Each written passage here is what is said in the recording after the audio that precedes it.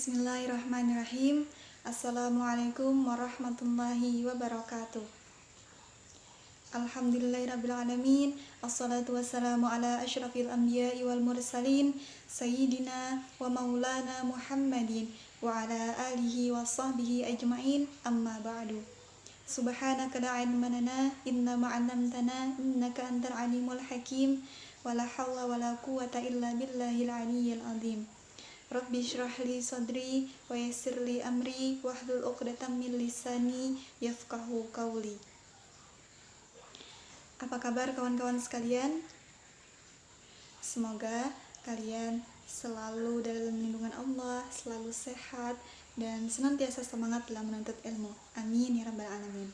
Baiklah kawan-kawan sekalian, hari ini kita akan membicarakan tentang konsep syukur dalam kitab Hidayatus Shaliqin karya Syekh Abdus Somad Al-Falimbani, di mana bab yang menyatakan tentang syukur ini terdapat pada halaman 137. Jadi bagi kawan-kawan yang punya kitabnya mungkin bisa dibuka. Sebelum memulai pengajian kita pada hari ini, marilah kita bersama-sama membacakan basmalah. Bismillahirrahmanirrahim. Bismillahirrahmanirrahim. Qala musannif rahimahullahu anhu wa nafa'ana bihi wa bi'ulumihi fid dharaini amin. Al-faslul khamisu fi syukri. Bab yang kelima menyatakan tentang syukur. Bermula fasal yang kelima pada menyatakan syukur. Adapun syukur itu maka yaitu martabat atau tingkatan yang tinggi, yaitu terlebih daripada sabar dan daripada segala sifat yang kepujian yang telah tersebut terdahulu. Jadi dalam kitab ini pada bab-bab sebelumnya telah dijelaskan tentang sabar, zuhud, ridho, mahabbah, di mana semuanya itu termasuk dalam sifat terpuji dan dalam tasawuf disebut sebagai makom. Makom adalah tingkatan dalam tasawuf yang biasa dituju oleh para sufi agar mencapai ma'rifat dan hakikat kepada Allah Subhanahu wa taala. Dan menurut Syekh Abdus Somad Al-Falimbani, syukur merupakan makom yang tertinggi di antara makom yang lainnya. Hal ini juga sejalan dengan perkataan Imam Al-Ghazali. Ketahuilah, kata Imam Al-Ghazali, syukur adalah makom yang tertinggi di antara makom yang lainnya. Kemudian firman Allah Subhanahu wa taala, A'udzubillahi minasyaitonirrajim. Bismillahirrahmanirrahim.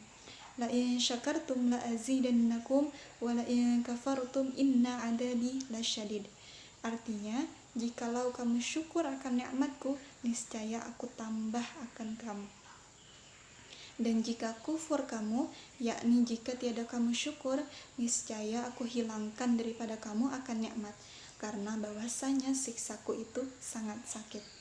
Raghib Al-Isfahani, seorang pakar bahasa Al-Quran, mengatakan, kata syukur bermakna nikmat dan cara seorang hamba untuk menghargainya. Jadi, sudah seharusnya sebagai seorang muslim, kita senantiasa bersyukur atas segala nikmat yang telah dilimpahkan Allah dalam hidup kita. Maka, jika kita bersyukur, akan Allah tambah nikmat itu. Itu adalah janji Allah. Tapi dalam ayat ini Allah juga mengancam, bagi siapa yang tidak bersyukur, maka akan Allah hilangkan nikmat daripada dirinya.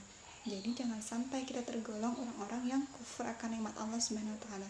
Amin ya rabbal alamin. Lalu, bagaimana sebenarnya konsep syukur itu?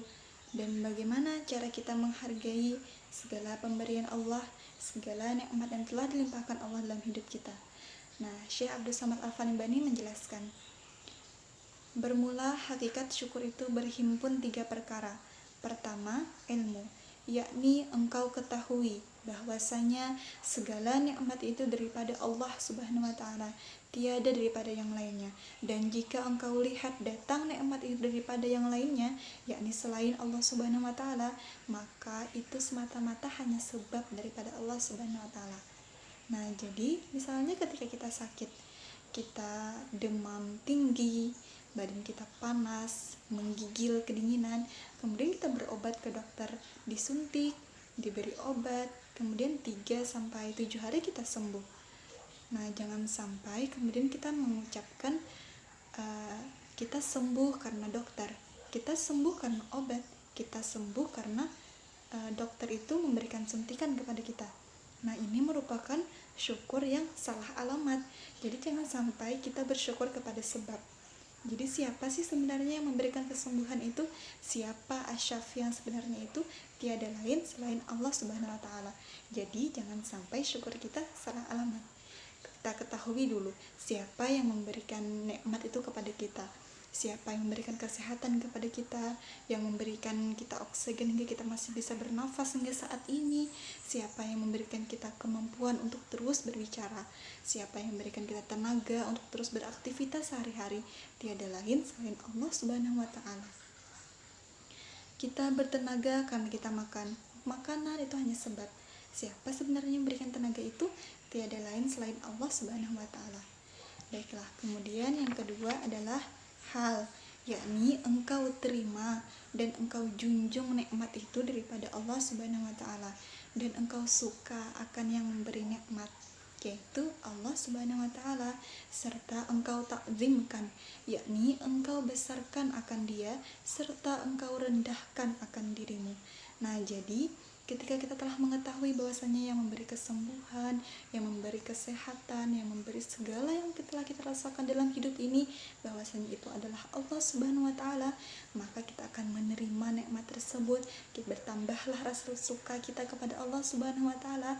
Akhirnya kita akan membesarkannya dan merasa bahwasanya kita tidak akan ada apa-apanya kalau bukan mendapat pemberian daripada Allah Subhanahu wa taala, di mana semua pemberian tersebut adalah nikmat dan karunia-Nya.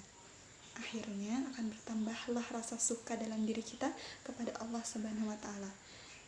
Kemudian yang ketiga adalah amal, yakni engkau perlakukan segala nikmat Allah tersebut akan segala yang disukai Allah dan menjauhi daripada segala yang dibencinya. Hendaklah engkau perlakukan mukamu itu pada melihat akan Quran, kitab ilmu, melihat langit, melihat bumi, dan memperhatikan setiap makhluk-makhluk Allah, supaya sampai kepada hatimu mengetahui akan Tuhanmu. Hendaklah juga engkau perlakukan lidahmu itu akan zikrullah, terus senantiasa mengingat Allah Subhanahu wa taala, membaca Al-Quran, membaca kitab-kitab ilmu pengetahuan, serta mengucap syukur dengan kalimat Alhamdulillah.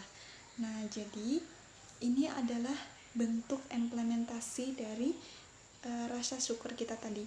Kita telah mengetahui siapa yang memberi nikmat, kita menerima dan mengagungkannya. Kemudian bagaimana cara kita membalas si yang memberi nikmat ini, sang pemberi nikmat tersebut? Bagaimana cara kita membalasnya? Yakni dengan melakukan hal-hal yang disukainya. Allah menyukai orang yang beribadah, maka beribadahlah kepadanya. Sholat 5 waktu dengan tepat waktu, beribadah dengan puasa, kemudian zikir, menolong sesama manusia. Kemudian ketika kita diberi harta yang berlimpah, itu juga nikmat. Kita sumbangkan, kita sedekahkan kepada orang yang membutuhkan. Nah, maka setiap nikmat yang kita terima akhirnya akan senantiasa bernilai ibadah. Kemudian kita diberi mata yang sehat, lidah yang sempurna, kita gunakanlah untuk senantiasa membaca Al-Quran, menuntut ilmu pengetahuan, juga budayakanlah senantiasa membaca Alhamdulillah. Jangan lupa ya kawan-kawan, yang pertama tadi ilmu, yakni kita ketahui dulu siapa yang memberi nikmat. Kemudian yang kedua adalah hal, kita terima dan kita agungkan sang pemberi nikmat tersebut. Akhirnya bertambahlah rasa suka dalam diri kita kepadanya.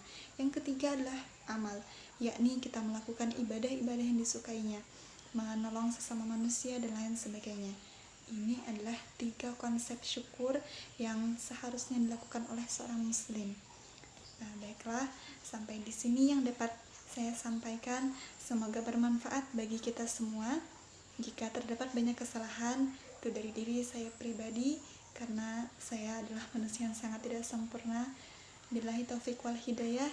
Wallahul muwaffiq ila aqwamit thariq. Assalamualaikum warahmatullahi wabarakatuh.